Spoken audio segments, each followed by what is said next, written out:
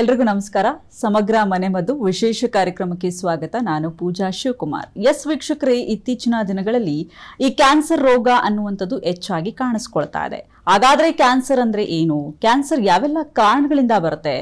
ಆಯುರ್ವೇದದಲ್ಲಿ ಇದಕ್ಕೆ ಪರಿಹಾರಗಳನ್ನ ಯಾವ ರೀತಿಯಾಗಿ ಕಂಡುಕೊಳ್ಳಬೇಕು? ಎಸ್, ಇದಕ್ಕೆ ಸಂಬಂಧಪಟ್ಟಂತೆ ಹೆಚ್ಚಿನ ಮಾಹಿತಿಯನ್ನ ನೀಡ್ತಾ ಹೋಗ್ತಾರೆ. ನಮ್ಮ ಜೊತೆಗೆ ಇವತ್ತಿನ ಈ ಕಾರ್ಯಕ್ರಮದಲ್ಲಿ ಜಾಯ್ನ್ ಆಗ್ತಿದ್ದಾರೆ ಡಾಕ್ಟರ್ ಶಕುಂತಲಾ ಜೆ ಪಾಟೀಲ್ ಅವರು. ಬನ್ನಿ, ಅವ್ರನ್ನ ಕಾರ್ಯಕ್ರಮಕ್ಕೆ ವೆಲ್ಕಮ್ ಮಾಡೋಣ.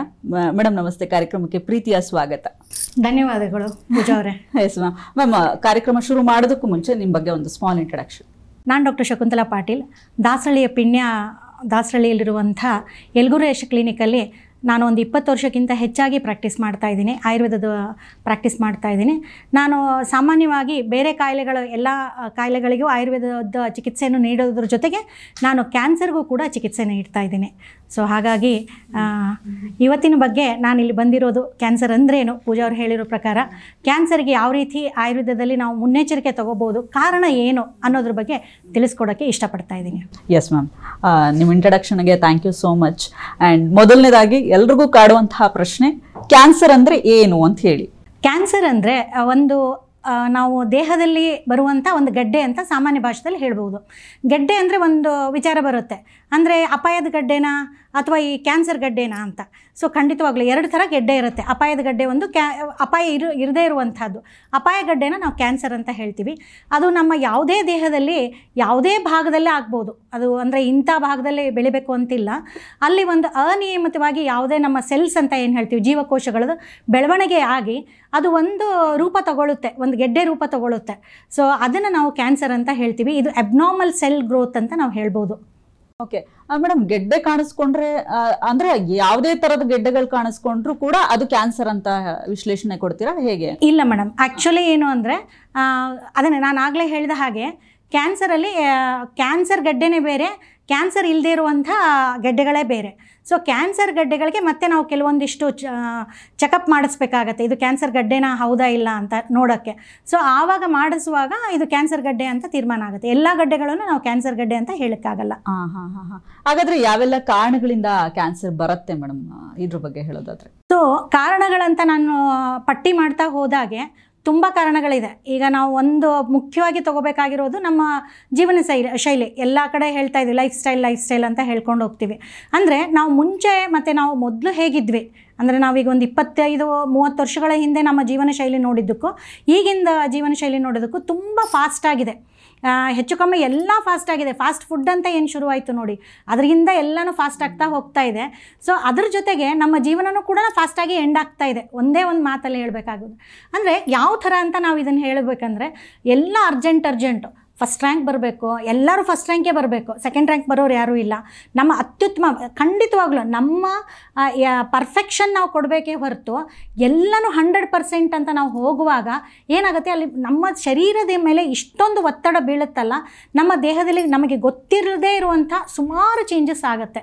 ಇದನ್ನು ನಾನೊಂದು ಹೇಳ್ಬೋದು. ಆಮೇಲೆ ಎಷ್ಟು ಫಾಸ್ಟ್ ಲೈಫ್ ಆಗಿದೆ ಅಂತಂದರೆ, ಎಷ್ಟು ಅರ್ಜೆಂಟ್ ಸ್ಟ್ರೆಸ್ ಆಗಿದೆ ಅಂದರೆ, ಇವತ್ತು ಇಷ್ಟೊಂದು ಟಾರ್ಗೆಟ್ ಕೊಡಬೇಕು, ಇವತ್ತು ಈ ಥರದ್ದು ನಾವು ಮುಗಿಸ್ಲೇಬೇಕಾಗಿರುವಂಥ ಅನಿವಾರ್ಯತೆಗಳು, ಇದೆಲ್ಲ ಒಂದು ಕಾರಣ, ಒಂದು ಶುರುವಾತಿಗೆ ಇದು ಒಂದು ಕಾರಣ.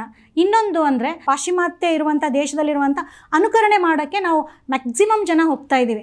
ಅವ್ರದ್ದೇ ಲೈಫ್ ಸ್ಟೈಲ್ ಬೇರೆ, ನಾವು ಹುಟ್ಟಿ ಬೆಳೆದಿರೋದೇ ಬೇರೆ, ನಮ್ಮ ಉಡುಗೆ ತೊಡುಗೆಗಳೇ ಬೇರೆ, ನಮ್ಮ ದೇಶದಲ್ಲಿರುವಂಥ ಆಹಾರ ಮತ್ತು ನಾವು ಉಡುಗೆ ತೊಡುಗೆಗಳನ್ನ ಬಿಟ್ಟು ನಾವು ಬೇರೆ ಥರದ್ದು ನಾವು ಹೋಗುವಾಗ ನಮ್ಮ ದೇಹದಲ್ಲಿ ಸುಮಾರು ಬದಲಾವಣೆಗಳಾಗುತ್ತೆ.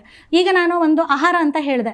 ಈಗ ಎಷ್ಟೊಂದು ಆಹಾರದ ವಿಚಾರ ನಾನು ಮಾತಾಡಬೇಕಾದ್ರೆ, ಒಂದು ಊಟ ಮಾಡುವಂಥ ಎಲ್ಲ ಫುಡ್ಡಲ್ಲೂ ಕೆಮಿಕಲ್, ಅಂದರೆ ನಾವು ಹೈಬ್ರಿಡೈಸೇಷನ್ ಅಂತ ಒಂದು ಏನು ಬಂತು ನೋಡಿ, ಅದರಲ್ಲಿ ಎಲ್ಲ ಕೆಮಿಕಲ್ ಮಿಕ್ಸ್ ಆಗಿರುವಂಥ ಆಹಾರ ಪದ್ಧತಿ ಶುರುವಾಯಿತು. ಬೇಗ ಅದೇ ಆಗಲೇ ಹೇಳುವಾಗ ಫಾಸ್ಟಾಗಿ ಬರಬೇಕು, ಜಾಸ್ತಿ ಬರಬೇಕು, ಇಳುವರಿ ಜಾಸ್ತಿ ಬರಬೇಕು ಅನ್ನೋ ಒಂದು ಇದರಲ್ಲಿ ಕೆಮಿಕಲ್ಸ್ ಮಿಕ್ಸ್ ಮಾಡಿ ಕೆಮಿಕಲ್ ಹಾಕಿ ಬೆಳೆಯುವಂಥ ಪದ್ಧತಿ ಶುರುವಾಯಿತು.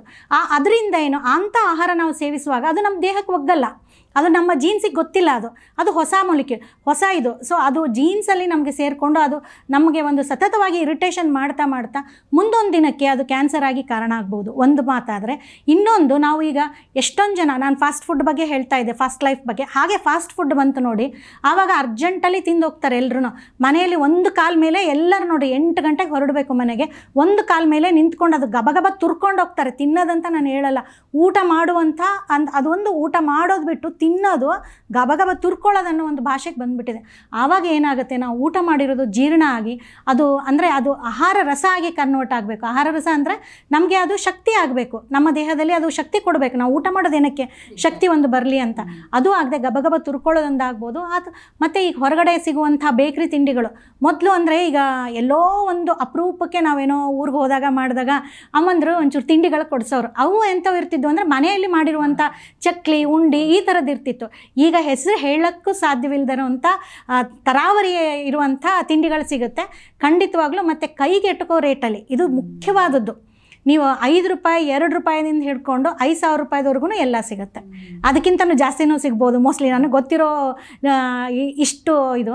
ಸೊ ಈಗ ಏನಾಗುತ್ತೆ, ನಾನೀಗ ಮಕ್ಕಳಲ್ಲಿ ಸುಮಾರು ಕ್ಲಿನಿಕಲ್ಲಿ ನೋಡ್ತೀನಲ್ಲ, ಒಂದು ಪ್ಯಾಕೆಟು ಹಿಡ್ಕೊಂಡು ಬಂದುಬಿಟ್ಟಿರ್ತಾರೆ. ಯಾವುದಾದ್ರು ಚಿಪ್ಸ್ ಪ್ಯಾಕೆಟ್ ಹಿಡ್ಕೊಂಡು ಬಂದಿರ್ತಾರೆ, ಇಲ್ಲ ಅಂದರೆ ಒಂದು ಯಾವುದಾದ್ರು ಈ ಚಾಕ್ಲೇಟ್ ಅದನ್ನು ಹಿಡ್ಕೊಂಡು ಬಂದಿರ್ತಾರೆ. ಕೇಳಲ್ಲ ಮಗು, ಕೊಡಿಸ್ತಾರೆ. ಸ್ಕೂಲಿಂದ ಬರಬೇಕಾದ್ರೆ ಅವ್ರಿಗೊಂದು ಕೊಡಿಸ್ಲೇಬೇಕು. ಅಂದರೆ ದಿನನಿತ್ಯವಾಗಿ ಹೋಗಿರೋದ್ರಿಂದ ನಮ್ಮ ದೇಹದಲ್ಲಿ ಆ ಮಕ್ಕಳ ಕರಳು ಎಷ್ಟು ಸೂಕ್ಷ್ಮವಾಗಿರುತ್ತೆ ಅಂದರೆ ಅದು ಒಂದಿಲ್ಲ ಒಂದು ದಿನಕ್ಕೆ, ಯಾಕಂದರೆ ಅದು ಫುಡ್ಡಲ್ಲ, ಅದು ಬೇರೆ ಹೊರಗಿರುವಂಥದ್ದು. ಅದು ಎಷ್ಟು ದಿನ ತಡೆಯುತ್ತೆ, ಅದಕ್ಕೆ ಒಳಗಡೆಯಿಂದ ಊದ್ಕೊಳ್ಳುತ್ತೆ.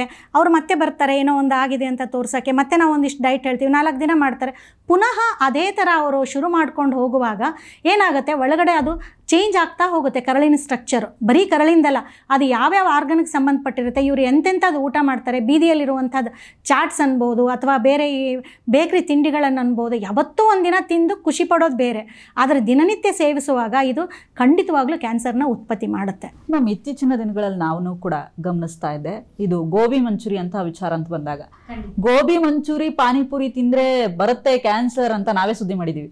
ನಿಜನಾ ಮೇಡಮ್, ಅದು ಕ್ಯಾನ್ಸರ್ ಉಂಟಾಗುತ್ತಾ, ಅದು ಎಂಡ್ ಯಾವ ರೀತಿಯಾಗಿ ಅದು ಕನೆಕ್ಟ್ ಆಗುತ್ತೆ ಅಂತ ಹೇಳಿ? ಅಂದರೆ ಗೋಬಿ ಮಂಚೂರಿ ಅಂತ ಒಂದೇ ಅಲ್ಲ ನಾನು ಹೇಳ್ತಾ ಇರೋದು, ಮತ್ತು ಎಲ್ಲ ಇರುವಂಥ ಕೆಮಿಕಲ್ಸ್ ಅದರಲ್ಲಿ ಏನು ಈಗ ಹಾಕ್ತಾರೆ ನೋಡಿ, ಅಂದರೆ ಕ್ರೇವಿಂಗ್ ಬರುವಂಥ ಕೆಲವೊಂದಿಷ್ಟು ಹಾಕ್ತಾರೆ. ಆಮೇಲೆ ವೀಕ್ಷಕರೇ, ನಾನು ನಿಮಗೊಂದು ಹೇಳ್ತೀನಿ, ಎಲ್ರಿಗೂ ಈ ವಿಷಯ ಗೊತ್ತು, ಅದರಲ್ಲಿ ಹಾಕುವಂಥ ತಿನ್ನಬಾರ್ದು ಅಂತ, ಬಟ್ ಎಲ್ಲರೂ ತಿಂತಾರೆ. ಅಂದರೆ ನಮ್ಮಲ್ಲಿ ಹೇಗಾಗಿದೆ ಅಂದರೆ ಮನಸ್ಸಿನ ಒಂದು ಹಿಡಿತ ಇಲ್ದಂಗೆ ಆಗಿದೆ, ತಿನ್ನಬೇಕಷ್ಟೇ, ನೆಕ್ಸ್ಟ್ ಏನಾಗುತ್ತೋ ನೋಡ್ಕೊಳ್ಳೋಣ.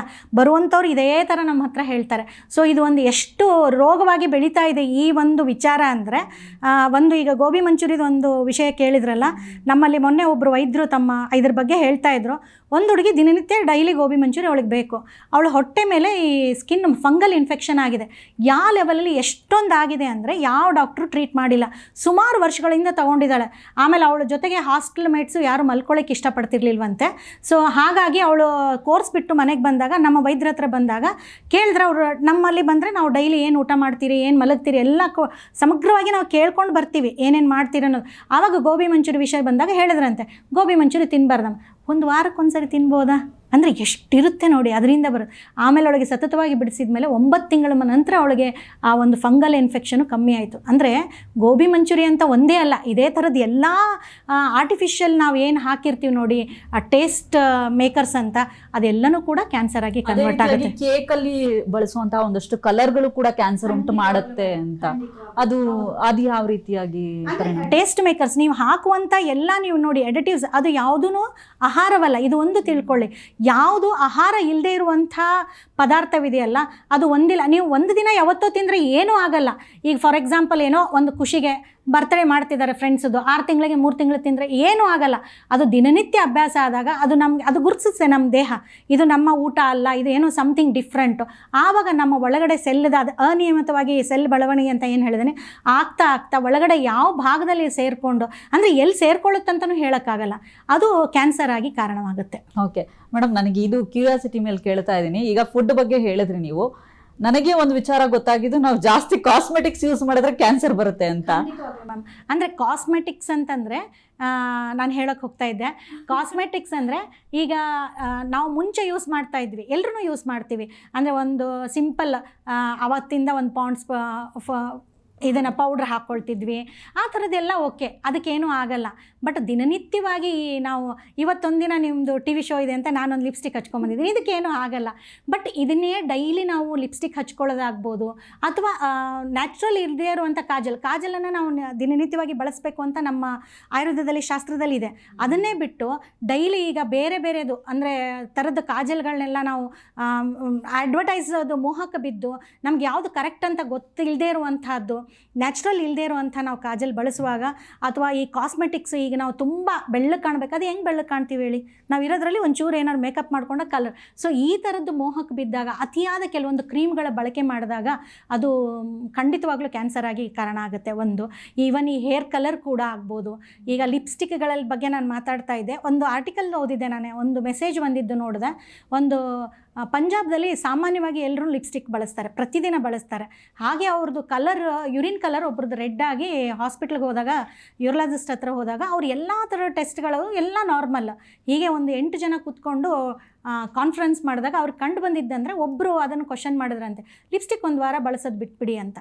ಅಂದರೆ ನಾವು ಲಿಪ್ಸ್ಟಿಕ್ ಅದು ಯಾವ ಹಾರ್ಟ್ ಅಟ್ಯಾಕ್ ಆದಾಗ ನಾವು ಎಲ್ಲಿ ಮಾತ್ರೆ ಹಾಕ್ತೀವಿ ಹೇಳಿ, ಟಂಗ್ ಕೆಳಗಡೆ ಹಾಕ್ತೀವಿ. ಅಂದರೆ ಅದು ಎಲ್ಲಿ ಹೋಗುತ್ತೆ, ಡೈರೆಕ್ಟಾಗಿ ಹಾರ್ಟಿಗೆ ರೀಚ್ ಆಗುತ್ತೆ. ನೀವು ಬಾಯಲ್ಲಿ ಏನೇ ಔಷಧಿ ಹಾಕಿ ಡೈರೆಕ್ಟಾಗಿ ಹಾರ್ಟಿಗೆ ರೀಚ್ ಆಗುತ್ತೆ. ನೀವು ಔಷಧಿ ಹಾಕಿದ್ರೆ ಕ್ವಿಕ್ಕಾಗಿ ಎಬ್ಸಾರ್ಬ್ ಆಗಬೇಕಂದ್ರೆ ಬಾಯಲ್ಲಿ ಹಾಕ್ಬೇಕು. ನೀವು ಇದಕ್ಕೆ ನೀವು ಲಿಪ್ಸ್ಟಿಕ್ ಹಾಕುವಾಗ ಡೈರೆಕ್ಟಾಗಿ ಅದು ಎಬ್ಸಾರ್ಪ್ಷನ್ ಆಗುತ್ತೆ. ಸೊ ಹಾಗಾಗಿ ಅದು ಅವ್ರು ಒಂದು ವಾರ ಬಿಡಿಸುವಾಗ ಅವ್ರ ಕಲರ್ ನಾರ್ಮಲ್ ಆಯ್ತಂತೆ, ಯೂರಿನ್ ಕಲರ್. ಸೊ ಇದನ್ನು ಹೇಳೋದೇನಕ್ಕೆ ಅಂತಂದರೆ, ಇಷ್ಟೊಂದು ಅಪಾಯಕಾರಿಯಾಗಿರೋದು ದಿನನಿತ್ಯ ಬೇಕಾ? ಹಬ್ಬ ಇದೆ, ಏನೋ ಒಂದು ನಾವೇನೋ ಒಂದು ಫೆಸ್ಟಿವಲ್ ಮಾಡ್ತಾಯಿದ್ವಿ, ಒಂದು ಖುಷಿಗೆ ಯಾರೋ ಫ್ರೆಂಡ್ಸ್ ಗೆಟ್ ಟುಗೆದರ್ ಇದೆ, ಹಾಕ್ಕೊಳ್ಳೋಣ, ಮಾಡೋಣ, ಮೇಕಪ್ ಮಾಡ್ಕೊಳ್ಳೋಣ, ನಾವೇನೋ ಚೇಂಜ್ ಆಗಲ್ವಾ? ಅದ್ರ ಬದಲು ಆಯುರ್ವೇದದಲ್ಲಿ ಸುಮಾರು ಪದ್ಧತಿಗಳಿದೆ. ಅಂದರೆ ನಮ್ಮ ನ್ಯಾಚುರಲ್, ನಮ್ಮ ಇರುವಂಥ ಬ್ಯೂಟಿನ ಜಾಸ್ತಿ ಮಾಡ್ಕೊಳ್ಳೋಕ್ಕೆ ಆ ಥರದ್ದು ಕೆಲವೊಂದಿಷ್ಟು ನಾವು ಮೆಜರ್ಸನ್ನು ಇಂಟರ್ನಲ್ಲಿ ಮಾಡ್ಕೊಳ್ಳೋದ್ರಿಂದ, ಯಾಕಂದರೆ ಹೊರಗಡೆ ಹಚ್ಕೊಳ್ಳೋದು ಅನ್ನೋ ಬದಲು ಒಳಗಡೆಯಿಂದ ನಾವು ಆಹಾರ ಸೇವನೆ ಚೇಂಜ್ ಮಾಡ್ಕೊಳ್ಳೋದ್ರಿಂದ, ಕೆಲವೊಂದು ನಮ್ಮ ದಿನದಲ್ಲಿ ಚೇಂಜಸ್ ಮಾಡ್ಕೊಳ್ಳೋದ್ರಿಂದ ನಮ್ಮ ಇದು ಗ್ಲೋನ ಚೆನ್ನಾಗಿ ಮಾಡ್ಕೊಳ್ಬೋದು ಅಂತ ನಾನು ಹೇಳಕ್ಕೆ ಇಷ್ಟಪಡ್ತೀನಿ. ಹೌದು, ಈಗೆಲ್ಲ ಆರ್ಟಿಫಿಷಿಯಲ್ ಫೇಶಿಯಲ್ಸು ಅದು ಇದು ಮ್ಯಾಮ್, ಅದರಲ್ಲಿ ಹೈಡ್ರಾ ಫೇಶಿಯಲ್ಸು ಅದು ಇದು ಎಲ್ಲ ಮಾಡಿಸ್ತಾರೆ ಮೇಡಮ್. ಅದನ್ನ ನೋಡ್ಬಿಟ್ರೆ, ಆ ಲೈಟ್ ನೋಡಿದ್ರೆ ಭಯ ಆಗುತ್ತೆ ನಮಗೆ. ಆ ರೂಮಲ್ಲಿ ಕುಂದ್ರಿಸ್ತಾರೆ, ಒಂದಷ್ಟು ಲೈಟ್ ಹಾಕ್ಬಿಡ್ತಾರೆ. ಮೇ ಬಿ ಅದು ಕೂಡ ಕಾರಣ ಆಗುತ್ತೆ. ಹಾಗಾದ್ರೆ ಈ ತರದೆಲ್ಲ ಲೇಸರ್ ಟ್ರೀಟ್ಮೆಂಟು ಅದು ಇದು ಎಲ್ಲ ಬಂದಿದೆ. ಅಂದರೆ ನಾವು ಈಗ ಸುಮಾರು ಯಾವುದು ದೇಹಕ್ಕೆ ನಮಗೆ ಒಗ್ಗಲ್ಲ, ನಾವು ಚೂಸ್ ಮಾಡ್ಕೊಬೇಕು. ಈಗ ಅವರು ಸುಮಾರು ಹೇಳ್ತಾರೆ, ಯಾಕಂದರೆ ಅಟ್ರಾಕ್ಷನ್ಗೋಸ್ಕರ ಸುಮಾರು ಥೆರಪೀಸ್ ಇದನ್ನು ಮಾಡ್ತಾರೆ. ಯಾವುದು ಒಗ್ಗುತ್ತೆ? ಆಯುರ್ವೇದದ ವೈದ್ಯರ ಹತ್ರ ಹೋದರೆ ನಮ್ಮಲ್ಲಿ ಕೂಡ ಫೇಶಿಯಲ್ಸ್ ಇದೆ, ನಮ್ಮಲ್ಲಿ ಕೂಡ ಕೆಲವೊಂದು ಲೇಪ ಕಲ್ಪನೆಗಳಂತಿದೆ. ಅದನ್ನು ಉಪಯೋಗಿಸ್ಕೊಳ್ಳೋದ್ರಿಂದ ನ್ಯಾಚುರಲ್ ಆಗಿ ಎಷ್ಟು ದಿನಕ್ಕೆ ಉಪಯೋಗಿಸ್ಕೋಬೇಕು, ನಿಮ್ಮ ಸ್ಕಿನ್ನಿಗೆ ಯಾವ್ದು ಸೂಟ್ ಆಗುತ್ತೆ ಅದನ್ನು ನೀವು ಮಾಡೋದ್ರಿಂದ ಖಂಡಿತವಾಗ್ಲೂ ನಮ್ಮ ಬ್ಯೂಟಿನ ಎನ್ಹಾನ್ಸ್ ಮಾಡ್ಕೊಳ್ಬೋದು. ಆದರೆ ನಾವು ಅದನ್ನು ಒಂದು ಲಿಮಿಟೇಷನ್ ಅಂತ ಎಲ್ಲದಕ್ಕೂ ಇರಬೇಕಂತ ನಾನು ಹೇಳಕ್ಕೆ ಇಷ್ಟಪಡ್ತೀನಿ. ಈಗ ಫುಡ್ ಆಯಿತು, ಆಮೇಲೆ ಕಾಸ್ಮೆಟಿಕ್ಸ್ ವಿಚಾರ ಅಂತ ಬಂದಾಗ ಇನ್ಯಾವೆಲ್ಲ ಕಾರಣಗಳಿರುತ್ತೆ ಮ್ಯಾಮ್? ಸಾಮಾನ್ಯವಾಗಿ ನಮಗೆ ಗೊತ್ತಿರೋ ಹಂಗೆ ಮೇಡಮ್, ತಂಬಾಕು ಸೇವನೆ, ಸಿಗರೇಟು, ಈ ಒಂದು ಗೊತ್ತಿರೋದು ಅದ್ರ ಮೇಲೆ ಬರೆದಿರ್ತಾರೆ ಇದು ಕ್ಯಾನ್ಸರ್ ಮಾಡುತ್ತೆ ಅಂತ ಬಂದ್ರೂ ಕೂಡ ನೋಡ ಈಗ ನಮ್ಗೆ ಸಾಮಾನ್ಯವಾಗಿ ಇರಲಿ ಬಿಡು. ಮತ್ತು ಈಗ ನಮ್ಗೆ ಹೆಣ್ಮಕ್ಳಲ್ಲಿ ಅಂದರೆ ಇದನ್ನು ಹಾಕ್ಕೊಳ್ತಾರೆ, ಏನು ಹೇಳ್ತಾರೆ, ಕಡ್ಡಿ ಪುಡಿ ಅಂತ ಹಾಕ್ತಾರೆ. ಬಾಯಲ್ಲಿ ತುಂಬಿಕೊಂಡೆ ಮಾತಾಡೋಕ್ಕೂ ಬರಲ್ಲ, ನಾಲ್ಗೆ ತೋರಿಸಿ ಅಂತ ನಾವು ಹೇಳಿದ್ರೆ ನಾಲ್ಗೆ ತೋರಿಸೋದೇ ಇಲ್ಲ ಅವರು, ಅಷ್ಟೊಂದು ಕಡ್ಡಿ ಪುಡಿ ಸೇವನೆ ಮಾಡ್ತಿರ್ತಾರೆ. ಖಂಡಿತವಾಗ್ಲೂ ಇದೆಲ್ಲ ಕ್ಯಾನ್ಸರ್ಗೆ ಉತ್ಪತ್ತಿ ಮಾಡುವಂಥ ಕಾರಣಗಳಂತ ನಾನು ಹೇಳೋಕ್ಕೆ ಇಷ್ಟಪಡ್ತೀನಿ. ಮೇನ್ಲಿ ಫುಡ್ಡು ಜೊತೆಗೆ ಈ ಕಾಸ್ಮೆಟಿಕ್ಸ್ ವಿಚಾರ, ಜೊತೆಗೆ ಈ ತಂಬಾಕು ಸೇವನೆ ಏನಿದೆ ಅದೆಲ್ಲವೂ ಕೂಡ ಕಾರಣ ಆಗತ್ತೆ. ಮೇಡಮ್, ಈಗ ತಂಬಾಕು ಕೆಲವ್ರು ಹೇಳ್ತಾರೆ ಏನೋ, ಕೆಲವ್ರಿಗೆ ಕಾಣಿಸೋದೇ ಇಲ್ಲ, 1 ತಿಂಗಳು 2 ತಿಂಗಳು ಹಾಕೊಂತಿರ್ತಾರೆ, ಏನೂ ಆಗಿಲ್ಲ, ಯಾಕೆ ನಾನು ಹುಡ್ದಾಗಿಂದ ತಂಬಾಕು ಹಾಕೊಳ್ತಾ ಇದ್ದೀನಿ, ಏನೂ ಆಗಿಲ್ಲ, ನಾನು ಯಾಕೆ ಬದುಕಿಲ್ವಾ ಇನ್ನು ಅಂತ ಹೇಳ್ತಾರೆ, ಪ್ರಶ್ನೆ ಮಾಡ್ತಾರೆ. ಅವ್ರಿಗೆ ಕ್ಯಾನ್ಸರ್ಗಳು ಕ್ಯಾನ್ಸರ್ ರೋಗ ಅನ್ನೋದು ಕಾಣಿಸಿರಲ್ಲ. ಏನು ಹೇಳ್ತೀರಾ ಮ್ಯಾಮ್, ಇದಕ್ಕೆ ಏನು ಹೇಳ್ತೀರಾ? ಮೇಡಮ್, ಆ್ಯಕ್ಚುಲಿ ಏನಾಗುತ್ತೆ ಅಂದರೆ, ಈಗ ಕೆಲವೊಂದು ಸುಮಾರು ಜನ ತಂಬಾಕು ಹಾಕೋತಾರೆ, ಕೆಲವೊಂದು ಕಡೆ ಅಂದರೂ ಇಡೀ ಊರೇ ಹಾಕ್ಕೊತಾರೆ. ಕೆಲವೊಬ್ರಿಗೆ ಮಾತ್ರ ಕ್ಯಾನ್ಸರ್ ಕಾಣಿಸುತ್ತೆ, ಕೆಲವೊಬ್ರಿಗೆ ಮಾತ್ರ ಕ್ಯಾನ್ಸರ್ ಕಾಣಿಸಲ್ಲ. ಅಂದರೆ ಎಕ್ಸಾಂಪಲ್ ಏನಂದರೆ, ಕೆಲವೊಬ್ಬರು ದೇಹ ಅದನ್ನು ತಡ್ಕೊಳ್ಳೋಷ್ಟು ಅವ್ರ ಹತ್ರ ಶಕ್ತಿ ಇರುತ್ತೆ, ಕೆಲವೊಬ್ಬರಿಗೆ ಅದು ತಡ್ಕೊಳಕ್ಕೆ ಆಗಲ್ಲ. ಬಟ್ ಖಂಡಿತವಾಗ್ಲೂ ಒಂದಿಲ್ಲ ಒಂದಿನ ಅದು ಬೇರೆ ರೂಪದಲ್ಲಾದರೂ ತೊಂದರೆ ಕೊಟ್ಟೇ ಕೊಡುತ್ತೆ. ಅದು ಅಪಾಯಕಾರಿ ಅಂತ ಹೇಳಿದಾಗ, ಅದನ್ನು ನಾವು ವ್ಯಸನ ಅಂತ ತಗೊಂಡಾಗ ಅದು ಅಪಾಯ ಮಾಡ್ದಂಗೆ ಇರೋಕ್ಕೆ ಸಾಧ್ಯನೇ ಇಲ್ಲ ಅಂತ ನಾನು ಹೇಳ್ತೀನಿ. ಓಕೆ, ಕ್ಯಾನ್ಸರು ಎಲ್ಲ ಇದಾಯಿತು, ಬಟ್ ನಮಗೆ ಈಗ ಮೇಜರ್ಲಿ ಅದಕ್ಕೆ ಪರಿಹಾರವನ್ನು ನಾವು ಹುಡುಕೊಳ್ಬೇಕು. ಸೊ ಆಯುರ್ವೇದದಲ್ಲಿ ಯಾವ ರೀತಿಯಾಗಿ ಈ ಒಂದು ಕ್ಯಾನ್ಸರ್ಗೆ ಚಿಕಿತ್ಸೆಯನ್ನು ಕೊಡ್ತೀರಾ, ಜೊತೆಗೆ ಅದು ಯಾವ ರೀತಿಯಾಗಿರುತ್ತೆ ಪ್ರೊಸೀಜರ್ ಮೇಡಮ್ ಹೇಳೋದಾದ್ರೆ ಕಂಪ್ಲೀಟ್ ಆಗಿ? ಅಂದರೆ ಈಗ ಕ್ಯಾನ್ಸರ್ಗೆ ಖಂಡಿತವಾಗ್ಲೂ ಚಿಕಿತ್ಸೆ ಇದೆ ಆಯುರ್ವೇದದಲ್ಲಿ. ಅಂದರೆ ಈಗ ಚಿಕಿತ್ಸೆ ಅಂತಂದರೆ ನಾವೀಗ ಕ್ಯಾನ್ಸರ್ ಬಂದ ಮೇಲೆ ನೀವು ಕೇಳ್ತಾ ಇದ್ದೀರಲ್ಲ ಮೇಡಮ್, ಈಗ ಸದ್ಯಕ್ಕೆ ಸೊ ಕ್ಯಾನ್ಸರ್ ಬಂದ ಮೇಲಿಂದ ನಮ್ಮಲ್ಲಿ ಈಗ ಸದ್ಯಕ್ಕೆ ಬರ್ತಾ ಇರೋದವರು ಈಗೆಲ್ಲ ಈಗ ಇರೋದು ಕನ್ವೆನ್ಷನಲ್ ಮೆಥಡ್ ಇರುವಂಥ ಟ್ರೀಟ್ಮೆಂಟ್ ಮುಗಿಸ್ಕೊಂಡು 4th ಸ್ಟೇಜು ಅಥವಾ ಅವರು ಇಲ್ಲ ಆಗಲ್ಲ ಹೋಗಿ ಅಂತ ಕಳಿಸಿದವ್ರು ಮ್ಯಾಕ್ಸಿಮಮ್ ಜನ ನಮ್ಮ ಹತ್ರ ಬರ್ತಾರೆ. ಸೊ ಆ ಥರ ಇರುವಾಗ ಅವ್ರಿಗೆ ನಾವು ಕ್ಯೂರ್ ಅನ್ನೋ ವರ್ಡು ಯೂಸ್ ಮಾಡಲ್ಲ, ಅಲ್ಲಿ ಕೇರ್ ಅನ್ನೋ ಒಂದು ವರ್ಡು ಯೂಸ್ ಮಾಡ್ತೀವಿ. ಯಾಕಂದರೆ ಈಗ ನಾವು ಪೂರ್ತಿ ಕೈ ಬಿಟ್ಟಿರುವಂಥ ಪೇಷಂಟ್ಗೆ ಊಟ ಸೇರಲ್ಲ, ಸುಸ್ತಾಗಿರ್ತಾರೆ, ನಡೆಯೋಕ್ಕಾಗಲ್ಲ, ಅವ್ರು ತಮ್ಮ ಕೆಲಸ ತಮಗೆ ಮಾಡ್ಕೊಳ್ಳೋಕ್ಕಾಗಲ್ಲ. ಅಂಥ ಟೈಮಲ್ಲಿ ನಾವು ನಮ್ಮ ಆಯುರ್ವೇದ ಚಿಕಿತ್ಸೆ ಮಾಡೋದ್ರ ಮೂಲಕ, ಕೆಲವೊಂದು ಸಿಂಪಲ್ ಮೆಡಿಸಿನ್ಸ್ ಕೊಡೋದ್ರ ಮೂಲಕ ನಾವು ಅವ್ರದ್ದು ತಮ್ಮ ಹಶು ಚೆನ್ನಾಗಿ ಮಾಡ್ಬೋದು, ಅವ್ರ ಸುಸ್ತು ಕಮ್ಮಿ ಮಾಡ್ಬೋದು, ಅವ್ರು ತಮ್ಮ ಕೆಲಸ ತಾವು ಮಾಡ್ಕೋಬೋದು. ಎಷ್ಟೊಂದು ಪೇಷಂಟು 1.5 ತಿಂಗಳಲ್ಲಿ ಪ್ರಾಣಾಯಾಮ, ವಾಕಿಂಗ್ ಕೂಡ ಶುರು ಮಾಡಿರುವಂಥ ಸುಮಾರು ನಿದರ್ಶನಗಳಿದ್ದಾವೆ. ಮತ್ತು ನಮ್ಮಲ್ಲಿ ಪಂಚಕರ್ಮ ಮೆಥಡ್ಗಳೂ ಇದ್ದಾವೆ. ಬಟ್ ಅದನ್ನು ನೋಡಿಕೊಂಡು ಯಾವ ಪೇಷಂಟ್ಗೆ ಸೂಟ್ ಆಗುತ್ತೋ, ಈ ಪೇಷಂಟ್ಗೆ ಇದು ಕರೆಕ್ಟಾಗಿ ಸೂಟ್ ಆಗುತ್ತೋ ಇಲ್ಲವೋ ಅದನ್ನು ನೋಡಿಕೊಂಡು ಪಂಚಕರ್ಮ ಮಾಡಬೇಕಾ, ಅಥವಾ ಕರ್ಮದ ಬದಲು ಬೇರೆ ಇದು ಯಾವುದಾದ್ರು ನಾವು ಶೋಧನ ಮೆಥಡ್, ಅಂದರೆ ಡಿಟಾಕ್ಸಿಫಿಕೇಷನ್ ಅಂತ ಹೇಳ್ತೀವಿ. ಫೈನಲ್ ಸ್ಟೇಜಲ್ಲಿ ಬಂದಾಗ ನಮಗೆ ಮಾಡೋಕ್ಕಾಗಲ್ಲ, ಸ್ವಲ್ಪ ಬಲ ಏನಾದ್ರು ಇದ್ದಾಗ ಆ ಟೈಮಲ್ಲಿ ನಾವು ಪಂಚಕರ್ಮ ಟ್ರೀಟ್ಮೆಂಟನ್ನು ಖಂಡಿತವಾಗ್ಲೂ ಮಾಡ್ಬೋದು. ಬಟ್ ಈಗ ನಾನು ಆಗಲೇ ಹೇಳ್ದಂಗೆ ಯಾವ ಸ್ಟೇಜಿಗೆ ಬರ್ತಾರೆ, ಯಾವ ಹಂತದಲ್ಲಿ ಅವರು ಇರ್ತಾರೆ ಅನ್ನೋದ್ರ ನೋಡೋದ್ರ ಜೊತೆಗೆ ನಾವು ಊಟದಲ್ಲಿ ಏನೇನು ಚೇಂಜಸ್ ಮಾಡ್ಕೊಬೇಕು, ಮತ್ತು ಅದ್ರ ಜೊತೆಗೆ ನಾವು ಯಾವ ಥರದ್ದು ಅವ್ರಿಗೆ ನಾವು ಚಿಕಿತ್ಸೆ ನೀಡಬೇಕು ಅನ್ನೋದು ಅವ್ರ ಕಂಡೀಷನ್ ಮೇಲೆ ಕಂಪ್ಲೀಟಾಗಿ ಡಿಪೆಂಡ್ ಆಗುತ್ತೆ. ಓಕೆ, ಎಷ್ಟು ದಿನಗಳು ಬೇಕಾಗುತ್ತೆ ಮೇಡಮ್? ಇಷ್ಟು ದಿನ ಅಂತ ಹೇಳೋಕ್ಕಾಗಲ್ಲ. ಯಾಕಂದರೆ ಯಾರ ಪೇಷಂಟ್ ಈಗ ಒಂದೇ ಥರ, ಈಗ ಬ್ರೆಸ್ಟ್ ಕ್ಯಾನ್ಸರ್ ಪೇಷಂಟ್ ಬಂದರು ಅಂತ ಹೇಳಿ, ಸ್ತನ ಕ್ಯಾನ್ಸರ್ ಪೇಷಂಟ್ ನಮ್ಮ ಹತ್ರ ಬಂದಾಗ ಅದೇ ಕ್ಯಾನ್ಸರು ಅದೇ ಸ್ಟೇಜಲ್ಲಿರುವಂಥ ಪರ್ಸನ್ಸ್ ನಮ್ಗೆ ಬಂದ್ರೂ, ಈಗ ಒಂದು 5 ಜನನ ತೊಗೊಳ್ಳೋಣ, ಹೆಣ್ಮಕ್ಳು ಬಂದರು ನಮ್ಮ ಹತ್ರ, ಫಸ್ಟ್ ಸ್ಟೇಜು ಈ ಥರ ಲಿಂಫ್ ನೋಡ್ಸು, ಈ ಥರದ್ದಿದೆ, ಹಿಂಗೆಲ್ಲ ಇದೆ ಅಂತ. ಅವ್ರ ಪ್ರಕೃತಿ ಬೇರೆ ಬೇರೆ ಆಗ್ಬೋದು. ಆಯುರ್ವೇದನ ಪ್ರಕೃತಿ ವೈಸ್ ನೋಡ್ತೀವಿ, ವಾತ ಪ್ರಕೃತಿನ, ಪಿತ್ತ ಪ್ರಕೃತಿನ, ಕಫ ಪ್ರಕೃತಿನ. ಅದ್ರ ಮೇಲೆ ಟ್ರೀಟ್ಮೆಂಟ್ ಪ್ರೋಟೋಕಾಲೇ ತುಂಬ ಚೇಂಜ್ ಆಗುತ್ತೆ. ಅದ್ರ ಮೇಲಿಂದ ಪ್ರೊಗ್ನೋಸಿಸ್, ಅಂದರೆ ಅವರು ಎಷ್ಟರ ಮಟ್ಟಿಗೆ ಹುಷಾರಾಗ್ತಾರೆ, ಎಷ್ಟರ ಮಟ್ಟಿಗೆ ಹುಷಾರಾಗಲ್ಲ, ಅದು ಕೂಡ ಡಿಪೆಂಡ್ ಆಗುತ್ತೆ. ಸೊ ಹಾಗಾಗಿ ಇಷ್ಟು ದಿನದಲ್ಲೇ ಕಡಿಮೆ ಆಗುತ್ತೆ, ಇಷ್ಟು ಈಗ ಅಡ್ವರ್ಟೈಸ್ಮೆಂಟ್ ಬರುತ್ತೆ ನೋಡಿ, 3 ತಿಂಗಳಲ್ಲಿ ಆ ಥರದ್ದು ನಾವೇನು ಪ್ರಾಮಿಸ್ ಮಾಡಿದೆ, ಅವ್ರ ಕಂಡೀಷನ್ ನೋಡಿಕೊಂಡು ನಾವು ಟ್ರೀಟ್ಮೆಂಟ್ ಶುರು ಮಾಡಿದಾಗ ಅವ್ರ ಡೆವಲಪ್ಮೆಂಟ್ ನೋಡಿಕೊಂಡು ನಾವು ಮುಂದುವರಿಸ್ತಾ ಹೋಗ್ತೀವಿ ಟ್ರೀಟ್ಮೆಂಟು. ತುಂಬ ಜನರ ಒಂದು ಕಲ್ಪನೆ ಇದು, ಏನು ಅಂದ್ಕೊಳ್ತಾರೆ ಅಂತಂದರೆ ಇಂಗ್ಲೀಷ್ ಮೆಡಿಸನ್ ಬೆಸ್ಟಪ್ಪ, ಯಾಕಂದರೆ ಇದು ತುಂಬ ಆಯುರ್ವೇದ ಅಂತ ಬಂದಾಗ ತುಂಬ ಲೇಟಾಗಿ ಅದು ಎಫೆಕ್ಟ್ ತೋರಿಸುತ್ತೆ. ಸೊ ಹಾಗಾಗಿ ನನಗೆ ಅನಿಸ್ದಂಗೆ ಇಂಗ್ಲೀಷ್ ಮೆಡಿಸಿನ್ ತೊಗೊಂಡ್ರೆ ಬೆಸ್ಟು ಅಂತ ಕೆಲವ್ರು ಹೇಳಿರೋದನ್ನು ಕೇಳಿರ್ತೀವಿ. ಇದ್ರ ಬಗ್ಗೆ ನಿಮ್ಮ ಅಭಿಪ್ರಾಯ ಏನು ಮೇಡಮ್? ಅಂದರೆ ಮೇಡಮ್ ಈಗ ಏನಂದರೆ, ದೂರ ನಿಂತ್ಕೊಂಡು ಮಾತಾಡೋದಕ್ಕೂ ನೀವು ಹತ್ತಿರ ಬಂದು ಅದರ ಟ್ರೀಟ್ಮೆಂಟ್ ತೊಗೊಂಡಾಗ ರಿಸಲ್ಟ್ ಗೊತ್ತಾಗುತ್ತೆ. ನನ್ನ ಹತ್ರ ಈಗ ಬರ್ತಾರೆ ಪೇಷಂಟ್ಸು, ಈಗ ನೀವು ಇಂಗ್ಲೀಷ್ ಮಾತ್ರೆ ಕೊಡ್ತೀರಾ, ಕೊಡಲ್ಲ ಅಂದರೆ ಅಯ್ಯೋ ಗ್ಯಾಸ್ಟ್ರಿಕ್ ಹೆಂಗೆ ಬೇಗ ಕಮ್ಮಿ ಆಗಿಬಿಡುತ್ತೆ ಕೇಳ್ತಾರೆ ನನ್ನ ಹತ್ರ. ಸೊ ಖಂಡಿತವಾಗ್ಲೂ ಕಡಿಮೆ ಆಗುತ್ತೆ, ನಾಳೆ ಬೆಳಗ್ಗೆ ಬಂದು ನನಗೆ ಹೇಳ್ಬೋದಾ ವಾಪಸ್ ಅಂತ ಹೇಳ್ತೀನಿ. ನಾನು 2 ದಿನದ ಮಾತ್ರೆ ಕೊಟ್ಟು ಕಳಿಸ್ತೀನಿ. ಅಂದರೆ ಕ್ವಿಕ್ಕಾಗಿ ನೀವು ಕೇಳೋ ಬದಲು ಖಂಡಿತವಾಗ್ಲೂ ಇದೇ ಥರ ನನಗೆ ಎಷ್ಟೊಂದು ಕೇಸಸ್ ಬಂದಾಗ, ಈಗ ನನಗೆ ಲಂಗ್ ಕ್ಯಾನ್ಸರ್ ಪೇಷಂಟ್ ಬಂದಾಗ SpO2 ಲೆವೆಲೆಲ್ಲ ನನಗೆ 80 ಕೆಳಗಡೆ ಬಂದಾಗಲೂ ಕೂಡ ವಿದಿನ್ 3 ಡೇಸು ಮತ್ತೆ ಅವ್ರು ಪಿಕಪ್ ಆಗಿರುವಂಥ ನಿದರ್ಶನಗಳಿದೆ. ಬಟ್ ಎಲ್ಲ ಕೇಸಸಲ್ಲಿ ಇದು ಆಗುತ್ತೆ ಅಂತಲ್ಲ, ಬಟ್ ಯಾವ್ಯಾವ ಹಂತದಲ್ಲಿ ಬರ್ತಾರೆ, ಅವ್ರಿಗೆ ಏನೇನು ಕಾಯಿಲೆ ಇರುತ್ತೆ. ಯಾಕಂದರೆ ಕ್ಯಾನ್ಸರ್ ಅನ್ನೋದು ಒಂದು ಕಾಯಿಲೆ ಅಲ್ಲ, ಅದನ್ನು ವ್ಯಾಧಿ ಸಂಕರ ಅಂತ ಹೇಳ್ಬೋದು. ಅಂದರೆ ಸುಮಾರು ಕಾಯಿಲೆಗಳ ಒಳಗಡೆ ಆಗಿ ಅದು ಒಂದು ಸ್ಟೇಜನ್ನು ತಲುಪಿರುತ್ತೆ ಅದು. ಸೊ ಅದಕ್ಕೆ ಯಾವ ಥರ ಇರುತ್ತೆ ನೋಡಿಕೊಂಡು ನಾವು ಟ್ರೀಟ್ಮೆಂಟ್ ಕೊಡ್ಬೋದು ಅಂತ ನಾನು ಹೇಳ್ತೀನಿ. ಯಾಕಂದರೆ ಬೇರೆ ಮೆಥಡ್ಗೂ ನಮ್ಮ ಮೆಥಡ್ಗೂ ಕಂಪೇರ್ ನನಗೆ ಗೊತ್ತಿರೋದನ್ನು ಐ ಕ್ಯಾನ್ ಎಕ್ಸ್ಪ್ಲೇನ್, ಆ ಥರ ನಾನು ಹೇಳೋಕ್ಕೆ ಇಷ್ಟಪಡ್ತೀನಿ. ಮತ್ತು ಇದ್ರ ಜೊತೆಗೆ ಬೇರೆ ಬೇರೆ ತುಂಬ ಕಾಯಿಲೆ, ಅಂದರೆ ಈಗ ಕ್ಯಾನ್ಸರ್ ಬರೋಕ್ಕೆ ಇನ್ನೂ ಸುಮಾರು ಕಾಯಿಲೆ ಇದೆ. ಈಗ ನಾನು ಫಾಸ್ಟ್ ಫುಡ್ ಬಗ್ಗೆ, ಫಾಸ್ಟ್ ಲೈಫ್ ಬಗ್ಗೆ ಹೇಳಿದ್ನಲ್ಲ. ಇನ್ನೊಂದೇನೆಂದರೆ, ಈಗ ಹೊರಗಡೆ ಜನ ಈಗ ನೋಡಿ, ಈಗ ಅಂದರೆ ನಮ್ಮಲ್ಲಿರುವಂಥ ಎಷ್ಟೊಂದು ಜನ ಈಗ ಆಲ್ಮೋಸ್ಟ್ ಆಲು ನೆಟ್ ಮೇಲೆ ಕೆಲಸ ಮಾಡ್ತಾರೆ. ಅಂದರೆ ಈಗ ಸಾಫ್ಟ್ವೇರ್ ಅಂತ ನಾವು ಹೇಳ್ಬೋದು, ಆ ಥರ. ಅದೆಲ್ಲ ಏನು ಅಂದರೆ ಹೊರಗಡೆ ದೇಶದಲ್ಲಿ ಇರುವಂಥ ಕಂಪ್ನಿಗಳಿಗೆ ಇವ್ರು ಕೆಲಸ ಮಾಡ್ತಾರೆ. ಅಂದರೆ ನಮಗೆ ಹಗಲಾದಾಗ ಅವ್ರಿಗೆ ರಾತ್ರಿ, ಅವ್ರಿಗೆ ರಾತ್ರಿ ಆದಾಗ ನಮಗೆ ಹಗಲು. ಅಂದರೆ ಈಗ ನೈಟ್ ಶಿಫ್ಟ್ಸ್ ಏನು ಮಾಡ್ತಾ ಇದ್ದಾರೆ ನೋಡಿ. ಅಂದರೆ ನಮ್ಮ ದೇಹ ಏನು ನೋಡಿ, ಸೂರ್ಯ ಹುಟ್ಟಿದಾಗ ನಾವು ಎದ್ದೇಳಬೇಕು, ಸೂರ್ಯ ಮುಳುಗಿದ ಮೇಲೆ ನಾವು ಮಲಗಬೇಕು. ಅದರ ಪ್ರಕಾರ ನಮ್ಮ ದೇಹದ ರಚನೆ ಆಗಿರುತ್ತೆ. ಅದು ಯಾವಾಗ ರಿವರ್ಸ್ ಆಗುತ್ತೋ, ರಾತ್ರಿ ಹೇಳೋದು, ಡೇ ಟೈಮಲ್ಲಿ ಮಲಗೋದು, ಆಮೇಲಿಂದ ಹಾಗೆ ಕೆಲಸ ಮಾಡ್ತಾ ತಿನ್ನೋದು ಏನಿದೆ ಅಲ್ವಾ, ಈ ಊಟ ಮಾಡೋದಾಗಲಿ ಇದನ್ನಾಗಲಿ, ಇದು ಒಂದು ಮುಂದೆ ಅಂದರೆ ಈಗ ಬರೀ ಒಂದು ಕ್ಯಾನ್ಸರ್ಗಂತಲ್ಲ, ಈಗ ಹೇಳ್ತಾ ಇರೋ ಎಲ್ಲ ವಿಷಯಗಳು ಕೂಡ ಈ BP ಶುಗರು ಚಿಕ್ಕ ವಯಸ್ಸಲ್ಲೇ ಬರುತ್ತೆ. 20-25 ವರ್ಷಕ್ಕೆ ನಾನು ಎಷ್ಟೊಂದು ಜನರಲ್ಲಿ BP ಶುಗರ್ ಕಾಯಿಲೆ ಇರುವಂಥ ಪೇಷಂಟ್ಸನ್ನು ನೋಡಿದ್ದೀನಿ. ಇನ್ಸುಲಿನ್ ತೊಗೊತಾರೆ, ಆತಂಕಕಾರಿ. ನನಗೆ 8 ವರ್ಷದ ಒಂದು ಮಗು ಇನ್ಸುಲಿನ್ ತೊಗೊಳುತ್ತೆ. ಸೊ ಅಂದರೆ ಆ ಮಗು ಏನು ತಪ್ಪು ಮಾಡಿತ್ತು, ಈ ಥರದ ತಂದೆ ತಾಯಿಗಳು ಮಾಡಿರುವಂಥ ತಪ್ಪಲ್ಲಿ ಆ ಮಕ್ಕಳು ಸಫರ್ ಆಗ್ತಾರೆ. ಒಂದು ಪೇರೆಂಟು, ನನ್ನ ಒಂದು ಪೇರೆಂಟು, ಅವರು ಹಸ್ಬೆಂಡ್ ಬಂದ್ಬಿಟ್ಟು ನೈಟ್ ಶಿಫ್ಟ್ ಮಾಡ್ತಾರೆ. ಮಗು ನೈಟಲ್ಲಿ ನಿದ್ದೆನೇ ಮಾಡ್ತಿರ್ಲಿಲ್ಲ. ಓಡೋದು ಹಗಲತ್ತು ಕೂಡ 1 ಅವರ್ 2 ಅವರ್ ನಿದ್ದೆ ಮಾಡಿದ್ರೆ ಅಪರೂಪ ಅನ್ಬೋದು. ಡೇ ಟೈಮಲ್ಲೂ ಇಲ್ಲ ನೈಟಲ್ಲೂ ಇಲ್ಲ ಅಂದರೆ ಆ ಹುಡುಗಿ ಫುಲ್ಲು ಅವಳನ್ನ ಹಿಡಿಯೋಕ್ಕೂ ಆಗ್ತಿರ್ಲಿಲ್ಲ. ಕೂತ್ಕೊಂಡು ಇಬ್ಬರನ್ನ ಪೇರೆಂಟ್ಸನ್ನ ಕೇಳಿದಾಗ ಅವ್ರು ನೈಟ್ ಶಿಫ್ಟದ ಕತೆ ಹೇಳಿದ್ರು, ಇಲ್ಲ ನಾನು ರಾತ್ರಿ ಹೀಗೆ ಅಂದಾಗ. ಸೊ ಆಮೇಲಿಂದ ಕೆಲವೊಂದಿಷ್ಟು ನಾವು ಟ್ರೀಟ್ಮೆಂಟ್ ಕೊಟ್ಟು ಮಾಡಿ, ಅಂದರೆ ಜೀನ್ಸ್ ಲೆವೆಲಲ್ಲಿ ಮಕ್ಕಳಲ್ಲಿ ಈ ಥರದ್ದು ಬರಬೇಕಾದ್ರೆ ಜೀನ್ಸ್ ಲೆವೆಲಲ್ಲಿ ಚೇಂಜ್ ಆಗುತ್ತೆ. ಇದು ಒಂದೇ ಆಗಲ್ಲ, ಯಾಕಂದರೆ ನಾನೀಗ ಕೆಲವೊಂದು ಕಾಲ್ಸ್ ನನಗೆ ಬರುತ್ತೆ. ಈಗ ರಾಸ್ ಅಂತ ಒಂದು ತಂಡ ನಾನು ನಡೆಸ್ತಾ ಇದ್ದೀನಿ ಆಯುರ್ವೇದ ಕ್ಯಾನ್ಸರ್ ಬಗ್ಗೆ. ಅದ್ರದ್ದು ಹೆಸರು ರಾಸ್ ಅಂತ, Rudra Arbuda Ayurveda approach under one shelter ಅಂತ. ಸೊ ಇದ್ರದ್ದು ಫೌಂಡರ್ ನಾನು. ನನಗೆ ಸುಮಾರು ಕಡೆಯಿಂದ, ಅಂದರೆ ಥ್ರೂಔಟ್ ಇಂಡಿಯಾ ಕಡೆಯಿಂದ ನನಗೊಂದು ಕಾಲ್ಸ್ ಬರ್ತಾ ಇರುತ್ತೆ. 8 ತಿಂಗಳು ಮಗು ಏನು ಮಾಡಿತ್ತು ಮ್ಯಾಮ್, 8 ತಿಂಗಳು ನನಗೆ ಕೊಲ್ಲಾಪುರದಿಂದ ಬಂತು. ಅಂದರೆ ತಂದೆ ತಾಯಿಗಳು ಮಾಡಿರುವಂಥ ಪ್ರಜ್ಞಾಪರಾಧ, ಗೊತ್ತಿರೋದು ಮಾಡುವಂಥ ಪ್ರಜ್ಞಾಪರಾಧಗಳು ಅಥವಾ ಗೊತ್ತಿಲ್ಲದೇ ಇರೋ ಮಾಡಿರುವಂಥ ಕೆಲವೊಂದು ಅಪರಾಧಗಳಿಂದ ಮಕ್ಕಳು ಸಫರ್ ಆಗ್ತಾರೆ.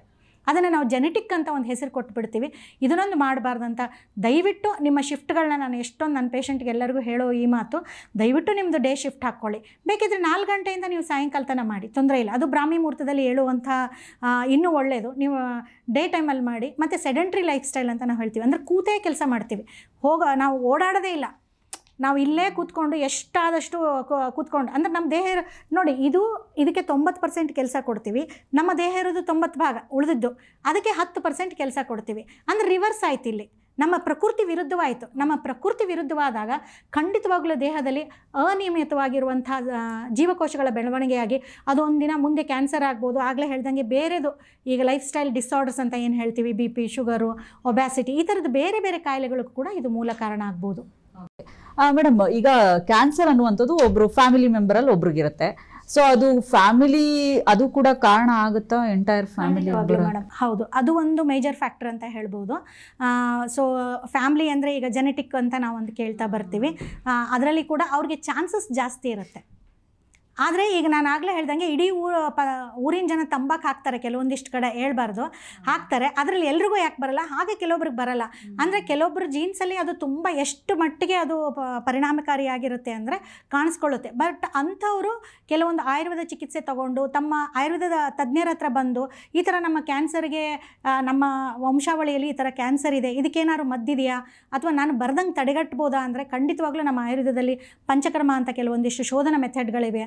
ಅದ್ರ ಜೊತೆಗೆ ಅವರು ಡೈಲಿ ಏನು ಊಟ ಮಾಡ್ತಾರೆ, ಅವ್ರು ಹೆಂಗಿರ್ತಾರೆ, ಅದನ್ನೆಲ್ಲ ಚೇಂಜ್ ಮಾಡ್ಕೊಳ್ಳೋದ್ರ ಮೂಲಕ ನಾವು ಅದನ್ನು ತಡೆಗಟ್ಟಬಹುದು. ಅಂದ್ರೆ ಈಗ ಫ್ಯಾಮಿಲಿ ಮೆಂಬರಿಗೆ ಬಂದಿರುತ್ತೆ, ಅದನ್ನ ಮುಂದೆ ನಾವು ಫ್ಯಾಮಿಲಿ ಮೆಂಬರ್ ಬೇರೆಯವ್ರಿಗೆ ಬರಬಾರ್ದು ಅಂತ ತಡೆಗಟ್ಟಬಹುದು. ಖಂಡಿತವಾಗ್ಲೂ ತಡೆಗಟ್ಟಬಹುದು ಮ್ಯಾಮ್. ಬಟ್ ಅಂದ್ರೆ ಅದು ಪರ್ಸೆಂಟೇಜ್ ವೈಸ್ ಚೇಂಜ್ ಇರುತ್ತೆ. ಬಿಕಾಸ್ ಅವ್ರು ಎಷ್ಟು ಫಾಲೋ ಮಾಡ್ತಾರೆ ಅದ್ರ ಮೇಲೆ ಡಿಪೆಂಡ್ ಆಗುತ್ತೆ.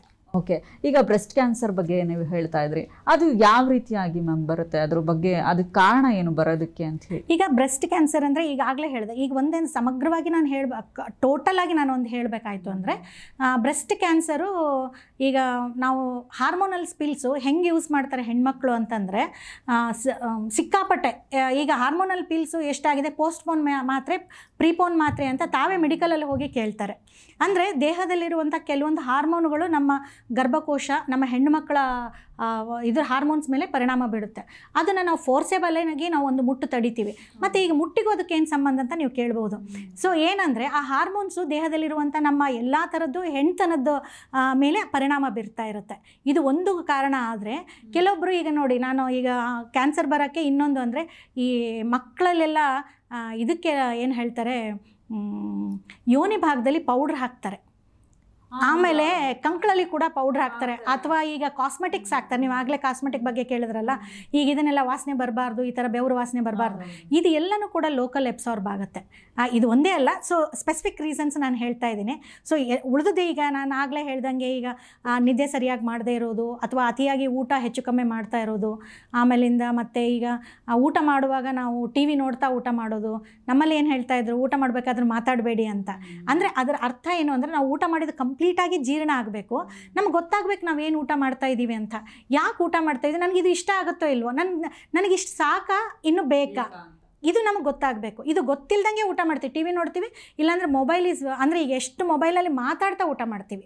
ಸೊ ಮೊಬೈಲಲ್ಲಿ ನಾವು ಮಾತಾಡ್ತಾ ಊಟ ಮಾಡುವಾಗ ಅದರ ದೇಹದಲ್ಲಿ ಎಷ್ಟು ಚೇಂಜಸ್ ಆಗುತ್ತೆ ಅಂತ ನಮಗೆ ಖಂಡಿತವಾಗ್ಲೂ ಗೊತ್ತಾಗಲ್ಲ. ಆಮೇಲೆ ಅದು ಜೀರ್ಣ ಆಗಲ್ಲ. ಯಾಕಂದರೆ ನಮ್ದು ಇಲ್ಲಿ ಜೀರ್ಣ ಶುರುವಾಗೋದೇ ನಮ್ಮ ಬಾಯಿಂದ. ನಮಗೇನು ಲಾಲಾಸ್ರಾವ ಅಂತ ಹೇಳ್ತೀವಿ ನೋಡಿ, ಸಲೈವ ಅಂತ ಹೇಳ್ತೀವಲ್ಲ, ಅಲ್ಲಿಂದನೇ ಜೀರ್ಣ ಶುರುವಾಗುತ್ತೆ. ಅಲ್ಲಿನೇ ಅದು ತಡೆಗಟ್ಟಿಬಿಡುತ್ತೆ ನಮಗೆ. ಇದು ಅಂದರೆ ಅಲ್ಲಿಂದ ನಮಗೆ ಅಲ್ಲಿ ಪಚನ ಆಗೋದೇ ಇಲ್ಲ. ಮತ್ತು ಅಲ್ಲಿ ಏನಾಗುತ್ತೆ, ಕೆಳಗಡೆ ಹೋಗುತ್ತೆ, ಜೀರ್ಣ ಆಗಲ್ಲ, ಗ್ಯಾಸ್ ಆಯಿತು, ಆಯಿತು, ಗ್ಯಾಸ್ಟ್ರಿಕ್ ಆಯಿತು. ಆಮೇಲೆ ಮುಖ್ಯವಾಗಿ ಇನ್ನೊಂದು ಅಂದರೆ ಈ ಗ್ಯಾಸ್ಟ್ರಿಕ್ ಮಾತ್ರೆ ತಗೊತಾರೆ ನೋಡಿ, ಅದು ಕೂಡ ಒಂದು ಕ್ಯಾನ್ಸರ್ ಆಗುವಂಥ ಕಾರಣಗಳು. ಈಗ ಕಾರಣಗಳು ಕೇಳುವಾಗ ಪಟ್ಟಿ ಮಾಡುವಾಗ ಖಂಡಿತವಾಗ್ಲೂ ತಗೋಬೇಡಿ ಮೇಡಮ್.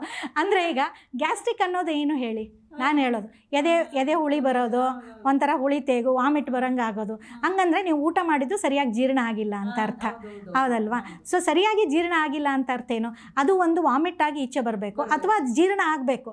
ಜೀರ್ಣ ಆಗಬೇಕಾದ್ರೆ ಸಿಂಪಲ್ಲಾಗಿ ನಾವು ಒಂದು ಬಿಸಿನೀರು ಕುಡ್ಕೊಂಡು, ಜೀರಿಗೆ ಕಷಾಯನೋ ಸ್ವಲ್ಪ ಧನಿಯಾ ಕಷಾಯನೋ ಹೀಟ್ ಜಾಸ್ತಿ ಆದರೆ ಕುಡ್ಕೊಂಡು ನಾವು ಅದನ್ನು ಜೀರ್ಣ ಮಾಡ್ಕೊಬೇಕು, ಸಪ್ರೆಸ್ ಮಾಡಬಾರ್ದು. ಈ ಗ್ಯಾಸ್ಟ್ರಿಕ್ ಮಾತ್ರೆಗಳೇನಾಗುತ್ತೆ ಅಂದರೆ ಸಪ್ರೆಸ್ ಮಾಡ್ತವೆ, ಜೀರ್ಣ ಮಾಡಲ್ಲ. ನಮಗೇನು ಯಾಕೆ ಈ ಮಾತು ಹೇಳ್ತಾ ಇದ್ದೀನಿ ಅಂದರೆ, ವೀಕ್ಷಕರೇ ದಯವಿಟ್ಟು ಕೇಳಿ, ಎಷ್ಟು ಡೈಲಿ ಗ್ಯಾಸ್ಟ್ರಿಕ್ ಮಾತ್ರೆ ತಗೊಳ್ಳೋರಿದ್ದಾರೆ. ಮೇಡಮ್ ಆಕ್ಚುಲಿ ಏನ್ ಮಾಡ್ತಾರೆ ಅಂದ್ರೆ, ನಾವು ಹಾಸ್ಪಿಟಲ್ಗೆ ಹೋದ್ರೆ 1 ತಿಂಗಳು ಕೋರ್ಸ್ ಅಂತ ಕೊಟ್ಬಿಡ್ತಾರೆ. ಅಲ್ಲ, ಅದು ಡಾಕ್ಟರ್ ಟ್ರೀಟ್ಮೆಂಟ್ ಕೊಡುವಾಗ ಖಂಡಿತವಾಗ್ಲೂ ತಗೊಳ್ಳಿ, ಅದು ತಪ್ಪಲ್ಲ, ಅದು ಖಂಡಿತವಾಗ್ಲೂ ತಪ್ಪಲ್ಲ. ಬಟ್ ಇವರೇ ತಗೊತಾರೆ ಒಂದು ವರ್ಷ, 1 ತಿಂಗಳಲ್ಲ ಮೇಡಮ್, ಅದು 20 ವರ್ಷ ತಗೊಂಡಿರೋ ಪೇಷಂಟು ನಾನು ನೋಡಿದ್ದೀನಿ. ಡೈಲಿ ತಗೊತಾರೆ. ಎಷ್ಟು ವಾರಕ್ಕೆ ಎಷ್ಟು ಸರಿ ಅಂದರೆ, ಇಲ್ಲ ಹೆಚ್ಚು ಕಮ್ಮಿ ತೊಗೊತೀವಿ ಮೇಡಮ್, ಒಂದು ದಿನ 2 ದಿನ ಬಿಡ್ತೀವಿ ಅಂತ ಹೇಳ್ತಾರೆ. ಈ ಥರ ಪರಿಸ್ಥಿತಿ ಬಂದಿದೆ. ಅದು ಒಂದು ವಾಂತಿಯಾಗಿ ಹೋಗಬೇಕು, ಇಲ್ಲ ಬೇದಿಯಾಗಿ ಹೋಗಬೇಕು, ಇಲ್ಲ ಜೀರ್ಣ ಆಗಬೇಕು. ಗ್ಯಾಸ್ಟ್ರಿಕ್ಕು ಆಗಿಲ್ಲ ಅಂದರೆ ನಾವು ತಗೊಳ್ಳೋ ಆಹಾರದಲ್ಲಿ, ಅಥವಾ ನಾವು ಎದ್ರ ಸಲುವಾಗಿ ನಮ್ಗೆ ಗ್ಯಾಸ್ಟ್ರಿಕ್ ಬರ್ತಾ ಇದೆ, ಈ ಗ್ಯಾಸ್ಟ್ರಿಕ್ ಸಮಸ್ಯೆ ಅಂತ ಯಾಕೆ ಬರ್ತಾ ಇದೆ, ನಾವು ಅದರಲ್ಲಿ ಏನು ಚೇಂಜಸ್ ಮಾಡ್ಕೊಬೇಕು. ನಿದ್ದೆ ಸಾಕಾಗಿಲ್ಲ ಅಂದರೆ ಗ್ಯಾಸ್ಟ್ರಿಕ್ ಬರ್ತಾ ಇದೆಯಾ, ಅತಿಯಾಗಿ ಖಾರ ಊಟ ಮಾಡ್ತಾ ಇದ್ದೀವಾ, ಅಥವಾ ಈ ಥರ ನಾನು ನಿಮ್ಗೆ ಹೇಳ್ದಂಗೆ ಗಬಗಬ ತಿನ್ನೋದ್ರಿಂದ ಆ ಥರ ಬರ್ತಾ ಇದೆ, ಎಲ್ಲಿ ಚೇಂಜಸ್ ಮಾಡ್ಕೋಬೇಕು ಅನ್ನೋದು ನೋಡಿದ್ರೆ ಮಾತ್ರ ಗ್ಯಾಸ್ಟ್ರಿಕ್ ಸಮಸ್ಯೆಗೆ ನಿವಾರಣೆ. ಯಾಕಂದರೆ ಅದು ಇರುವಂಥ ಪಚನ ಆಗದಿರುವಂಥ ಊಟ ಏನಿದೆ ನೋಡಿ, ಯಾವ ಭಾಗದಲ್ಲಿ ಹೋಗಿ ಸೇರಿಕೊಳ್ಳುತ್ತೋ ಅದು ಕ್ಯಾನ್ಸರ್ ಮಾಡುತ್ತೆ. ದಟ್ ಈಸ್ ಮೇಜರ್ ಕಾಸ್ ಅಂತ ನಾನು ಹೇಳ್ಬೋದು. ವೀಕ್ಷಕರೇ, ಇದಾಗಿತ್ತು ಇವತ್ತಿನ ವಿಶೇಷ ಕಾರ್ಯಕ್ರಮ. ಮತ್ತಷ್ಟು ಅಪ್ಡೇಟ್ಸ್ಗಳಿಗಾಗಿ ನೋಡ್ತಾ ಇರಿ ಸಮಗ್ರ ನ್ಯೂಸ್. ಇದು ನೇರ ನುಡಿ.